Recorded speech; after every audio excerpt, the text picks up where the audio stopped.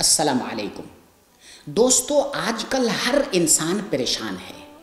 کسی کو جانی پریشانی ہے تو کسی کو مالی پریشانی ہے تو کسی کو عزت و آبرو کی پریشانی ہے۔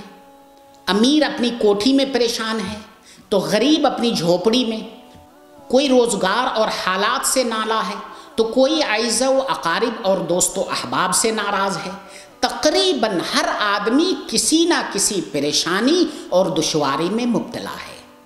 دلی سکون اور قرار، اطمینان حاصل کرنے کے لیے ہر ایک اپنے ذہن اور اپنی سوچ کے مطابق اپنی پریشانی کی از خود تشخیص کر کے اس کے علاج میں لگا رہتا ہے۔ کوئی اقتدار، منصب یا عہدہ میں سکون تلاش کرتا ہے، مگر جب اسے مطلوبہ منصب مل جاتا ہے تو پتہ چلتا ہے کہ اس میں تو آرام نام کی کوئی چیز ہی نہیں، بلکہ منصب کی ذمہ داریوں اور منصب کے زوال کے اندیشوں کی صورت میں اور زیادہ فکر مند ہے۔ کسی نے سمجھا کہ سکون صرف مال و دولت کی کثرت و فراوانی میں ہے، مگر حقیقت یہ ہے کہ جن لوگوں کو یہ مال و دولت حاصل ہوا ان میں سے اکثر کا حال یہ ہے کہ کاروباری تفکرات، ترقی کا شوق اور دن بدن بڑھتی ہوئی حرص اور تجارت میں نقصان کے اندیشوں سے اس کی راتوں کی نیند حرام ہو گئی، الا ماشاء اللہ۔ کسی نے رقص، شراب و کباب کو باعث سکون سمجھا، مگر وقتی اور عارضی لذت کے بعد پھر بھی بے چینی اور اضطراب برقرار۔ کسی نے منشیات کا سہارا لیا، مگر اس میں بھی صرف عارضی دل بہلاوا، عارضی فائدہ اور دائمی نقصان۔ کسی نے نت نئے فیشن کر کے دل بہلانے کی کوشش کی، مگر وہاں بھی سکون اور قرار نہ ملا۔ جبکہ دینی ذہن رکھنے والوں کا خیال یہ ہے کہ مختلف پریشانیوں اور مصیبتوں سے بچاؤ کا اصل طریقہ اور اس کا حقیقی علاج صرف ایک ہی ہے کہ اپنے آپ کو گنہگار، خطاکار، نافرمان اور قصوروار سمجھتے ہوئے اللہ تعالیٰ سے معافی مانگا جائے، کیونکہ سکون و راحت کے سب خزانے اللہ تعالیٰ کے پاس ہی ہے، وہی ان کا مالک ہے۔ جب مالک راضی ہوگا تو خوش ہو کر اپنی مملوکہ چیز اپنے فرمانبردار بندوں کو عطا کرے گا، اور وہ مالک راضی ہوتا ہے نافرمانی اور گناہوں کو چھوڑنے اور فرمانبرداری اختیار کرنے سے۔ ہر آدمی جانتا ہے کہ ہر اچھے یا برے عمل کا نتیجہ ضرور ہوتا ہے۔ دنیا میں پیش آنے والے حالات پر سب سے زیادہ اثر انداز ہونے والی چیز انسان کے اچھے یا برے اعمال ہیں، جن کا براہ راست تعلق اللہ تعالیٰ کی خوشنودی اور ناراضگی سے ہے۔ کسی واقعہ اور حادثہ کے طبعی اسباب جنہیں ہم دیکھتے اور سنتے ہیں اور محسوس کرتے ہیں، وہ کسی اچھے یا برے واقعے کے لیے محض ظاہری سبب کے درجے میں ہے۔ سادہ لوگ حوادث و آفات کو صرف طبعی اور ظاہری اسباب سے جوڑتے ہیں اور پھر اسی اعتبار سے ان حوادث سے بچاؤ کی تدبیر بھی کرتے ہیں۔ شرعی تعلیمات کی روشنی میں بحیثیت مسلمان ہمیں یہ اعتقاد رکھنا ضروری ہے کہ یہ سب کچھ اللہ کے حکم اور امر سے ہوتا ہے، جس کا عقل اور حواس کے ذریعے ادراک کرنے سے ہم اور آپ قاصر ہیں۔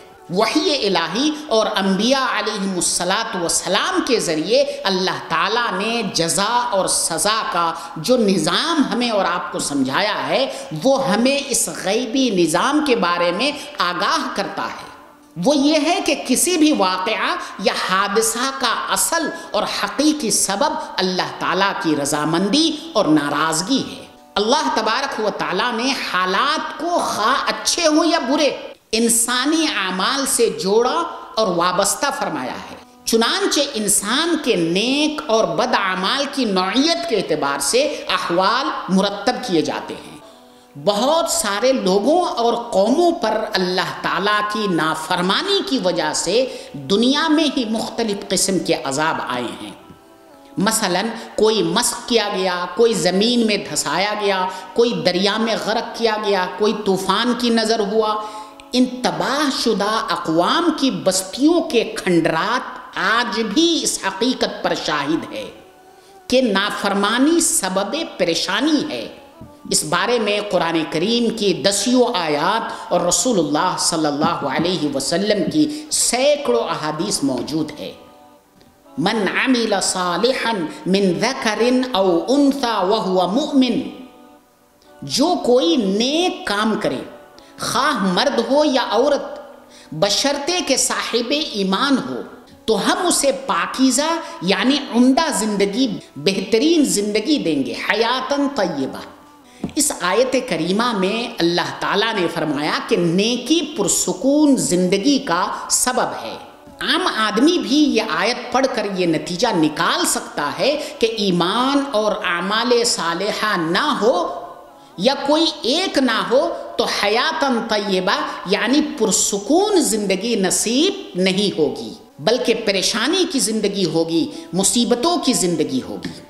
اسی طرح اللہ تعالیٰ کا فرمان ہے وَمَنْ أَعْرَضَ عَنْ ذِكْرِي فَإِنَّ لَهُ مَعِيشَةً ضَنْكَ وَنَحْشُرُهُ يَوْمَ الْقِيَامَةِ أَعْمَى، اور جو شخص میری نصیحت سے اعراض کرے گا تو اس کے لیے دنیا اور آخرت میں تنگی کا جینا ہوگا۔ مطلب یہ ہے کہ جس نے اللہ سبحانہ و تعالیٰ کے احکام کی تعمیل نہ کی بلکہ نافرمانی کی، تو اللہ تعالیٰ اس پر دنیا کی زندگی تنگ کر دیں گے۔ ہر وقت انسان دنیا کے حرص اور ترقی کے فکر میں اور کمی کے اندیشے میں پریشان ہوگا۔ اس آیت سے یہ بھی ثابت ہوا کہ نافرمانی سبب پریشانی اور فرما برداری سبب سکون ہے، راحت ہے، آرام ہے۔ ظہر الفساد فی البر والبحر بما کسبت ایدی الناس لیذیقہم بعض الذی عملوا لعلہم یرجعون۔ اللہ تعالیٰ کا فرمان ہے خشکی اور تری میں لوگوں کی ہاتھوں کی کمائی کے سبب خرابی پھیل گئی، فساد پھیل گیا، تاکہ اللہ تعالیٰ ان کے بعض اعمال کا مزہ انہیں چکھا دے تاکہ وہ باز آ جائیں۔ اسی طرح اللہ تعالیٰ کا فرمان ہے وَمَا أَصَابَكُم مِّن مُّصِيبَةٍ بِمَا كَسَبَتْ أَيْدِيكُمْ وَيَعْفُو عَن كَثِيرٍ، اور تم کو جو کچھ مصیبت پہنچتی ہے وہ تمہارے ہی ہاتھوں کے کمائے ہوئے ہیں، اور بہت سارے گناہوں سے تو اللہ تعالیٰ درگزر کر دیتا ہے۔ ان دونوں آیات سے معلوم ہوا کہ مصیبت فساد کا سبب خود انسان کے اپنے کیے ہوئے برے اعمال ہیں، اور یہ بھی بآسانی سمجھ میں آیا کہ اگر برے اعمال نہ ہو تو مصیبت، آفات، فساد، پریشانی، لڑائی، جھگڑا وغیرہ بھی نہ ہوں گے۔ نتیجہ یہی نکلا کہ نافرمانی سبب پریشانی اور فرما برداری سبب سکون ہے۔